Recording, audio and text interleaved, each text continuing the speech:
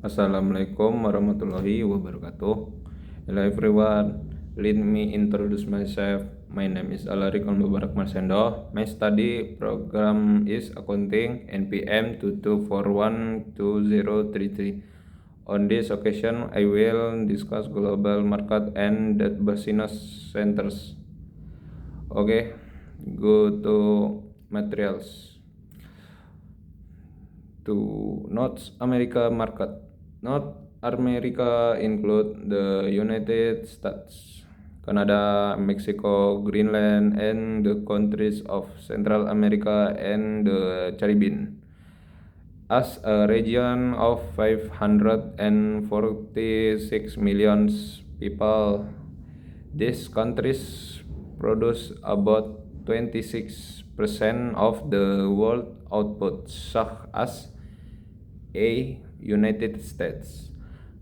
The United States has the largest economy in the world with a GDP of 21% of the global to in 2011. Despite having only the third largest population, the US dollar play an important role in the international trade and a safe haven asset. Number B, Canada. Canada is the country with the second largest land mass but a small population. Export, especially natural resources, are the main pillar of its economy, with the US as the main trading partner. Its political stability and legal system attract investors, but the issue of separatism in Quebec could affect investment. Number C, Mexico. Mexico has a mixed economy and previously restricted foreign investment. However, signed on the 1980, the country began to open up with trade agreements such as NEFTA, which attracted a lot of investment and created jobs. Mexico is also expanding trade with Europe, Latin America, and Asia. The next to Western European market. The Western European market is attractive to business because these countries are among the richest in the world. Western Europe is divided into two groups, EU members and no EU countries. The EU consists of 28 countries and source free trade and investment. EU members are parliamentary democracy with free market economies. Although the government has a large role than in the US, 17 countries have adopted the euro and Latvia. Germany is the largest economy in the EU with a GDP of $0.6 trillion, making it a major player in international business. It is also the third largest exporter in the world.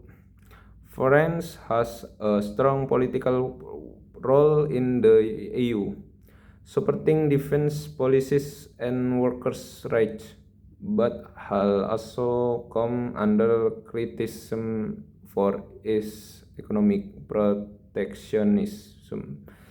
The UK, as a supporter of free trade, often opposes the expansion of EU power and has a major financial center in London. The next to Eastern European and Central Asian market. The countries of the former Soviet Union underwent major economic change in the last 2 decades due the transition from communism to capitalism and from totalitarianism to democracy. Mikhail Gorbachev, glasnost, and perestroika reform in the 1986 triggered political, economic, and social revolution in the region. The region's modern economic history began with the formation of the Soviet Union after the collapse of the Russian Empire in 1917. The Communist Party banned the market system, abolished private property, and consolidated farmland to reduce income inequality. However, living standard still lags behind Western democracies. Russian economic improved under President Vladimir Putin, who overhauled the tax system and capitalized of rising oil price since 2003. Russian GDP grew by 4.8% per year, with foreign exchange servers reaching $526 billion at the beginning of 2013. The five Central Asian Republic, Kazakhstan, Uzbekistan, Tajikistan, Turkmenistan, and Kyrgyzstan have a close political history with Russia.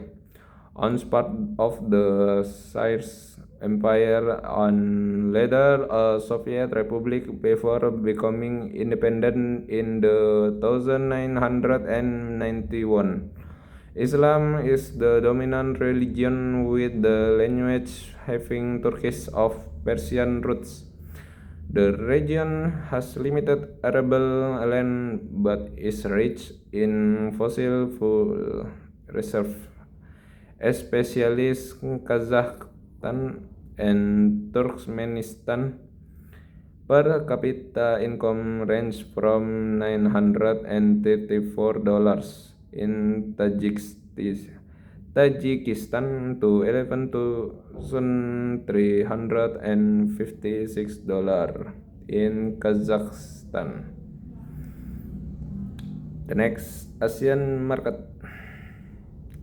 Asia has more than half of the world population but generates less than a third of global GDP. The region is very important in international business, both as a source of high and low quality labor and product, and as a major destination for foreign investment, aggressive and efficient entrepreneurship in Asia is increasing the competitive pressure on companies in Europe and North America. Number 1, Japan. Japan industrial structure is dominated by Keiretsu Group of large interrelated companies supported by major banks.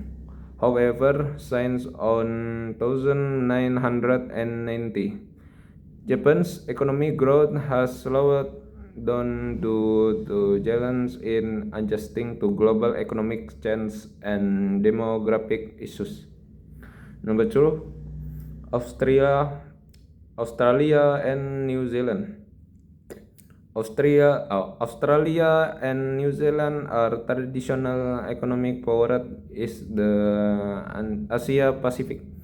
Australia, with abundant natural resources but a small population, relies on exporting goods such as gold, iron ore, and coal.